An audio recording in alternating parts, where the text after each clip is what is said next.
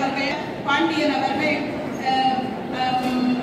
சிவலிங்கனார் அவர்கள், ராகவங்கை ஐயங்கார் அவர்கள், சதாசிவ பண்டாரத்தார் அவர்கள், கோதண்டராமன் ஐயா அவர்கள், இன்னும் சொல்லிக்கொண்டே போகலாம். குறிப்பாக ஐயா சொன்ன திரு மாணிக்கவாசகம் ஐயா அவர்கள், திரு கமலக்கண்ணன் ஐயா அவர்கள் என்று பலரும் இருந்தாலும் இந்த நிலை நாம் அவர்களை பற்றி அறிவதற்கு இன்னும் நாம் முயலவில்லை என்றே நாம் சொல்ல வேண்டும்.